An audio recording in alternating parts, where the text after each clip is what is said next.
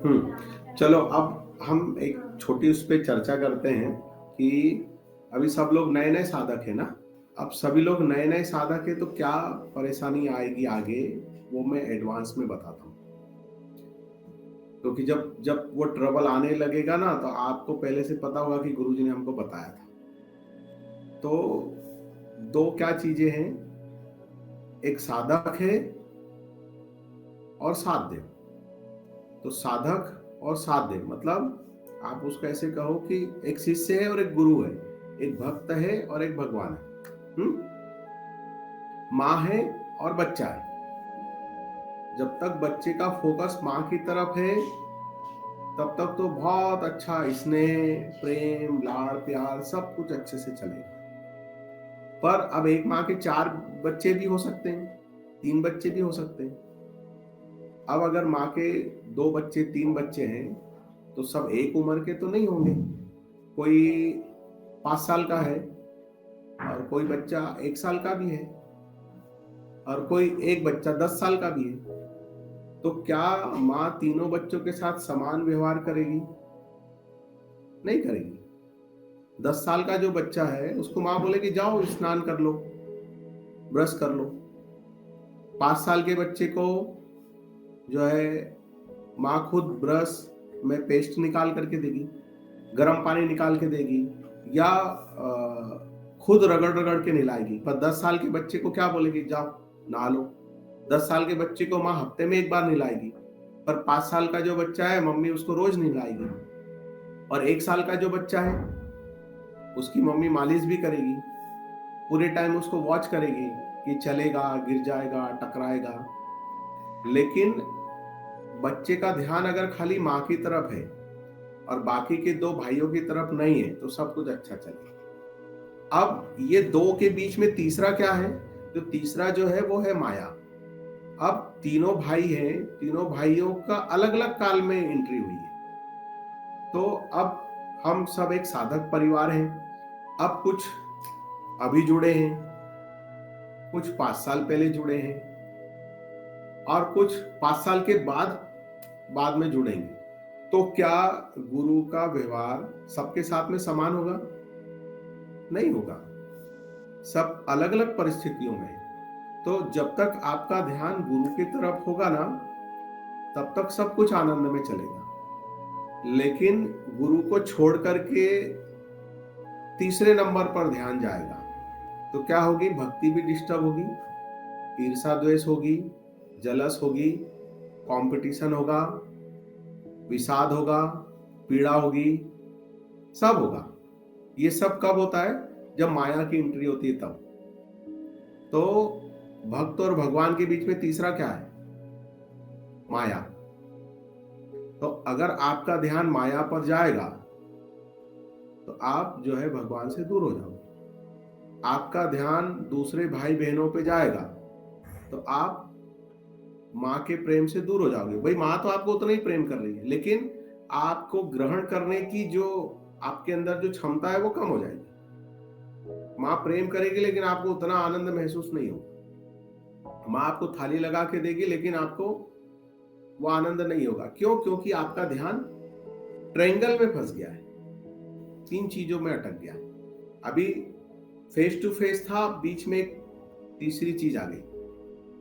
कैसे? बच्चों को एग्जाम्पल दे रहा हूँ। बच्चों को कंप्लेंट नहीं होती, मम्मा तो है ना बड़े भाई को ज्यादा प्यार करती है। बड़ा भाई क्या बोलता है, मम्मा छोटे को ज्यादा प्यार करती है, मुझे कम करती है। वो पड़ोस में कंप्लेंट करता है, दोस्तों से मिलेगा तो उसको कंप्लेंट करता है, मम्मा है ना छोटे को तो पूरे टाइम गोद में लेके घूमती, मेरे तरफ ध्यान ही नहीं देती। तो कई बार आपने परिवारों में देखा होगा जो बच्चे बड़े लाड़ के और मस्तीखोर होते हैं, जब उनका 3-4 साल के बाद भाई बहन का जन्म हो जाता है, घर में भाई बहन की एंट्री हो जाती है तो वो बच्चा अचानक से समझदार हो जाता है। पहले वाला, ये जो इतना मस्तीखोर था वो अचानक से समझदार कैसे हो गया?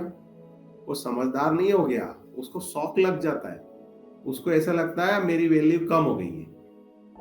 वो देखता है मम्मा बच्चे को दूध का बॉटल बना के दे रही है, उसका डायपर चेंज कर रही है, उसका मालिश कर रही है, उसके दिमाग में माया घुस जाती है। उसको ये समझ में नहीं होता है कि माँ ने मुझे भी ऐसी सब बड़ा किया, ऐसी संभाला है।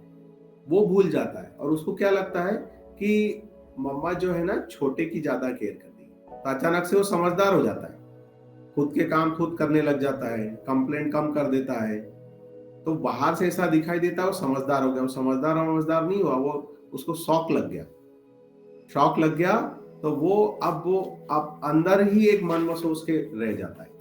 तो पहले भी माँ बाप का प्रेम तो उतना ही था ना बच्चे के लिए, लेकिन फिर बाद में उसकी अपनी खुद की जो समझ है उससे वो ऐसा समझ लेता है। तो इसी तरह आध्यात्म मार्ग में भी होता है। अगर आप आश्रम में हो, गुरु के पास में हो, अब बहुत से गुरु क्या करते हैं कि जो है शिष्यों से अलग अलग मिलते हैं, आश्रम ही नहीं बनाते। क्यों? क्योंकि ये समस्या आएगी, आश्रम बनाएंगे सब शिष्य साथ में रहेंगे, फिर नए शिष्यों की एंट्री होगी तो ये सब समस्याएं पैदा होगी। तो वो अलग अलग जाके मिलते हैं। और अगर आश्रम बना लिया और सब कुछ शिष्य साधक साथ में रह रहे हैं तो फिर ज्यादा उनको आपस में वार्तालाप करने नहीं देते। जैसे आपकी कंपनी में, ऑफिस में होता है ना, कैसे होता है, बॉस आपको देख लेता है कि 20 वर्कर काम कर रहे हैं एक रूम में, टेबल पे बैठे हैं, तो वो कैमरा लगा देते हैं, वो आपस में बात करने नहीं देते। आपको ऐसा लगता है कि बॉस खड़ूस है। नहीं, यहाँ ऑफिस का काम करो, पर्सनल बातें आपस में करना अलाउड नहीं है। क्यों? क्योंकि अगर आपस में पर्सनल बातें करेंगे तो क्या होगा, फिर सब गड़बड़ हो जाएगा, झगड़े चालू हो जाएंगे, कंपनी का काम बाजू में रह जाएगा। तो ऐसे आश्रमों में जहाँ पे ये चीज जब नहीं समझी जाती है, नहीं देखा जाता है, तो फिर एक अलग तरह की पॉलिटिक्स चालू हो जाती है, राजनीति आ जाती है, व्यक्तिवादिता आ जाती है। अब आप साधना में लगे तो वहां व्यक्तिवादिता थोड़ी है, वहां तो आप खुद को मिटाने के लिए लगे। लेकिन अचानक से ईगो जाग जाता है, मैं आ जाता है। पहले साधना कर रहे थे, पहले हम गुरु के थे, लेकिन अब क्या हो गया, हम तो गुरु के हैं पर गुरु पूरे हमारे नहीं है। गुरु तो 10 लोगों के भी है। देखो, उसके साथ अलग है, उसके साथ अलग है, उसके साथ अलग है। ये फिर माया छलने लग जाती है। तो ये भविष्य में आगे चल करके किसी के भी साथ ये परेशानी हो सकती है। फिर राग द्वेष उत्पन्न होता है और फिर ड्रामा चालू होता है। आध्यात्म तो बाजू में रह जाता है, साधना बाजू में रह जाती है, भगवान की भक्ति, गुरु की सेवा, गुरु की भक्ति, ये सब बाजू में रह जाता है। तो कई बार गुरु कहते हैं ना कि पास में रहने वाला गुरु को नहीं जान सकता, दूर रहने वाला ज्यादा अच्छे से जान लेता है, क्योंकि वो इन चीजों से बच जाता है। तो बेसिक चीज समझ में आ गई आप लोगों को? हमेशा 2 ही चीजें रखना, इष्ट और साधक, भक्त और भगवान, गुरु और शिष्य, तीसरा कोई नहीं है। जो भी तीसरा, यहाँ पे आप देख रहे हो इतने सारे सब बैठे हैं जो मुझे सुन रहे हैं, ये इतने सारे नहीं है, 2 ही है, मैं हूं और आप हैं। आप इसको ऐसे समझ के देखो, आप तीसरे को मत लाओ। अगर समीर मुझे सुन रहे हैं तो समीर है और गुरुजी है, तीसरा कोई है क्या? नूतन नहीं है यहाँ पे, ये दिमाग में नहीं होना चाहिए। नूतन है तो नूतन और गुरुजी है, तीसरा कोई नहीं है। यहाँ पे नानी भी नहीं है, समीर भी नहीं है। ऐसा कनेक्शन जब आप बनाओगे तब आप उन चीजों को ले पाओगे। आप जब तीसरे को घुसाओगे ना तो फिर गड़बड़ हो जाएगी। अभी जय है तो गुरु जय और गुरुजी है, यहाँ पे पद्मजा नहीं है, न प्रज्ञा है, कोई नहीं है। तो ऐसे सबको आपस में अपने आप को समझना है, आपको समझना है, और आपका परमात्मा के साथ, आपको अपने इष्ट के साथ, आपको अपने गुरु के साथ कनेक्शन बनाना है। घोड़े को देखा है, घोड़ा जब चलता है टांगे में जूता हुआ तो कैसा होता है, उसको यहाँ पे 2 पट्टियां लगी होती है। देखा है आप लोगों ने, टांगे में जब घोड़ा होता है तो उसको ऐसी पट्टी क्यों लगा देते हैं? वो डिस्ट्रैक्ट ना हो, वो भटके ना इधर उधर, उसको जिधर चलाया जा रहा है उधर ही चल करके जाए। अगर ये पट्टी हटा देंगे तो वो विचलित हो जाएगा, भटक जाएगा। तो ऐसे अपने घोड़े की तरह अपनी ऐसी पट्टी रखो और अपना लक्ष्य एक ही रखो, भगवत प्राप्ति, साधना, भक्ति, सेवा, समर्पण। जहां आपने वो पट्टी हटाई, जहां तीसरे को एंट्री दी, कैसी कंप्लेंट होती है ना, गुरुजी तो सबको फोन करते हैं, मुझे तो फोन ही नहीं करते हैं, गुरुजी का तो मेरी तरफ ध्यान ही नहीं है, सबकी तरफ ध्यान है। ये सब कहां से आ गए? होता है ना, छोटे मोटे साधक नहीं, अच्छी अवस्था में चले गए वो साधक भी ऐसी कंप्लेंट करते हैं। वो ऐसे नहीं कि साधक छोटे 13-14 साल के साधक है, 50 साल के 60 साल के साधक भी ऐसी कंप्लेंट करते हैं कि गुरुजी का तो मेरी तरफ ध्यान ही नहीं है, बाकी सबकी तरफ ध्यान है। अरे गुरुजी का ये सब कहां से आ गए? ये सब जैसी कोई चीज ही नहीं, ये सब जो है ना यही माया है। मैं हूं और गुरु है, मैं हूं और इष्ट है, मैं हूं और भगवान है, और एक दिन ये मैं भी मिट जाएगा, सिर्फ भगवान ही बचेंगे। इस भावना को अपनी डायरी में ऐसे हेडिंग में नोट कर लो, ऐसे तोता रटंत होता है ना, ऐसे रट लो, दिमाग में फिट कर लो। ये दो के अलावा तीसरा नहीं होना चाहिए दिमाग में। जहां तीसरे की एंट्री होगी सब गड़बड़ हो जाएगा। आपने तीसरे को शामिल किया या तीसरा आया और आपने उसकी तरफ ध्यान दिया, ये फिर आप भटक जाओ, फिर जलस चालू होगी, फिर कंपटीशन चालू होगा।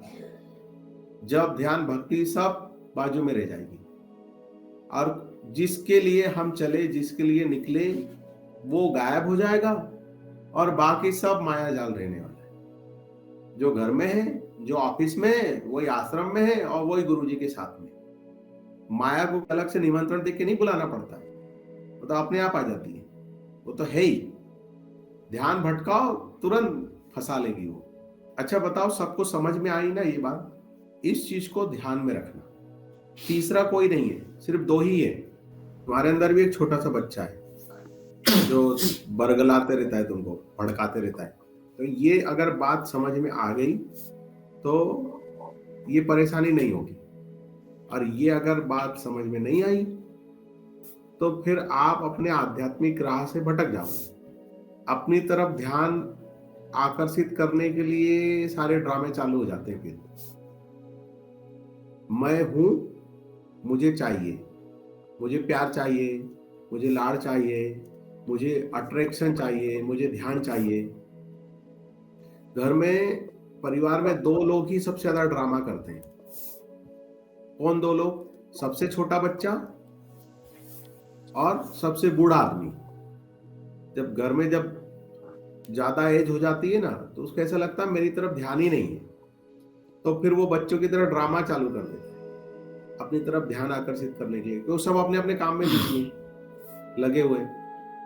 तो घर में जो, और ये सच बता रहा हूं मैं, कोई इसमें कोई बुरा मानने वाली बात नहीं है, यही सत्य है। ऐसी छोटा बच्चा, उसको ऐसा लगता है मेरी तरफ ध्यान नहीं है। कोई मेहमान घर में आ जाता है ना, तो बार बार फिर वो पापा की दाढ़ी पकड़ करके ऐसे करेगा, पापा मेरी बात सुनो, पापा सुनो। अजीब, जो नॉर्मल बच्चा रहता है वो अजीबो गरीब हरकतें करने लग जाता है जब घर में मेहमान आते हैं। क्यों होता है ऐसा? वो अपना ध्यान खींचने के लिए अपनी तरफ। जो ज्यादा बूढ़ा व्यक्ति होगा, कोई यात्रा का प्रोग्राम बन रहा होगा, तो उसकी तबीयत खराब हो जाएगी, कुछ तो भी चालू हो जाएगा। और ये देखा है, आप लोगों को भी इसका अनुभव होगा। ये क्यों होता है? अपनी मैं की सत्ता को बना के रखने के लिए। लेकिन जब तक इस चीज को नहीं समझोगे ना, इस मैं को नहीं मिटाओगे, जब तक इस मैं की माया को नहीं जानोगे, तब तक आप साधना मार्ग में आगे नहीं बढ़ सकते, आप कितनी भी साधना करो। क्योंकि अगर आप इसमें चलते रहोगे तो कुछ भी हाथ में नहीं लगेगा। तो मैं भगवान का हूं, भगवान मेरा है या नहीं है वो भगवान जाने, ऐसे ही बोलेंगे ना, वो भगवान जाने। मैं आपका हूं, आप मेरे हो या नहीं हो ये आप जानो। आप मुझे प्रेम करते हो या नहीं करते हो ये मेरा विषय नहीं है। मेरा विषय क्या है? मैं आपको प्रेम करता हूं, किसी स्वार्थ से नहीं, किसी इच्छा से नहीं, या बदले में आप मुझे कुछ दोगे इसलिए नहीं, कि आप भी मुझे प्रेम करोगे इसलिए भी नहीं। मैं बस आपको प्रेम करता हूं, और मेरे प्रेम करने में ही मुझे आनंद आता है। प्रेम इसलिए नहीं किया जाता कि प्रेम के बदले कुछ मिलता है तो प्रेम का वैल्यू है। प्रेम अपने आप में, उसका अपने आप में एक मूल्य है, और मूल्य है ऐसा भी नहीं कहेंगे, वो अपने आप में अमूल्य है, अद्भुत है। फूल खिल रहा है, फूल किसी के लिए खिल रहा है क्या? वो किसी के लिए नहीं खिल रहा है, फूल अपने खिलने में आनंदित है। तो मैं आपको प्रेम करने में आनंदित हूं, मैं आपको अपना प्रेम बांटने में आनंदित हूं। फूल ऐसी कोई शर्त रखता है मैं तब खिलूंगा जब बदले में मुझे कुछ मिलेगा? कुछ भी नहीं। तो ऐसे साधक का जीवन होना चाहिए, ऐसी साधना होना चाहिए। जब आप साधना में लगते हो तो मैं जैसा भी हूं मैं आपका हूं, प्रभु आपका हूं, मैं आपको प्रेम करता हूं, मैं आपकी भक्ति करता हूं, मैं आपको चाहता हूं, तुम हमें चाहो ना चाहो हम तो तुम्हें चाहेंगे। ये इसको समझने में थोड़ा समय लगेगा। अक्सर क्या हो जाता है, हम हमारा ध्यान हमारा ही चाहना जो है उससे हट करके वो हमें चाहता है या नहीं चाहता है उस पर चला जाता है। भगवान का ध्यान है कि नहीं है, भगवान हमको मिलेगा कि नहीं मिलेगा, वो कोई सब्जेक्ट नहीं, कुछ नहीं, उस पे नहीं। हमारा ध्यान काय में है, हम भगवान के प्रेम में हैं, हम गुरु के प्रेम में हैं, हम अपने इष्ट के प्रेम में हैं। तब आपको वो चीज महसूस होगी। जब तक आप उसमें रहोगे ना, भगवान मुझे मिलेगा कि नहीं मिलेगा, तो गड़बड़ हो जाएगी। भक्ति इंपॉर्टेंट है, उसके प्रेम में पड़ना इंपॉर्टेंट है, या उसका मिलना इंपॉर्टेंट है? क्या महत्वपूर्ण है बताओ? उसके प्रेम में पड़ना, उसकी भक्ति में पड़ना, ये महत्वपूर्ण है। वो हमें प्रेम करता है या नहीं करता है, ये उसका विषय है। जब आपकी साधना गहरी होने लगेगी ना, अच्छे से साधना होगी, नाम जप होगा, सब पूरा मन लगने लगेगा, तब आपको फिर सब कुछ प्रभुमय हो जाएगा। तो जब तक प्रभुमय नहीं हुआ है ना, तब तक चार लोगों के साथ मिलोगे तो बातें कैसी करोगे? दुनिया बड़ी खराब है, समय बड़ा खराब है, लोग बड़े मतलबी हैं। ये नहीं बोलेंगे कि हम बड़े मतलबी हैं, क्या बोलेंगे? लोग बड़े मतलबी, लोग बड़े स्वार्थी हैं। ऐसे नहीं बोलेंगे कि हम बड़े स्वार्थी। अब लोग कहां से आ गए? लोग हमसे ही तो मिलके लोग बने, ऐसे ही बोलते हैं ना।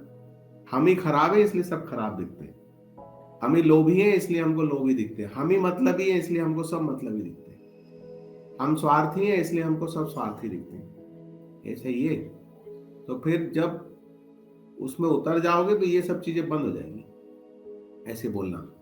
और आपसे कोई ऐसा बोलेगा ना तो फिर आप तुरंत ऐसे बोल दोगे। ऐसा नहीं है, लोग नहीं है, हम है इसलिए हमको ऐसा दिखता है। जैसा हमारा चश्मा होता है ना, वैसा हमको दिखता है। हम बदमाश है इसलिए हमको सब बदमाश दिखते हैं, हम मतलबी होते हैं, हमारे दिमाग में सब उधेड़-बुन चल रही होती है, राजनीति। हम अपना मतलब साधने में लगे होते हैं, मतलब पूरा होता है तो ठीक है, नहीं होता है तो फिर क्या बोलते हैं? लोग बड़े मतलबी, लोग बुरे हैं। एक्चुअली ये सब हम ही हैं, और ये हमको ऐसे भासता है जगत इस तरीके से। जैसे हम होते हैं ऐसा जगत हमको भासता है। संत को जगत में सब संत नजर आते हैं, भक्त को सब जगह भगवान नजर आते हैं, चोर को सब जगह चोर ही नजर आता है, दुखी को असंतुष्ट को सब दुखी असंतुष्ट नजर आते हैं, पीलिया वाले को सब जगह पीला पीला नजर आता है। जितने ऊपर उठते जाएंगे ना, ऐसे ऐसे सब खत्म होते जाएंगे।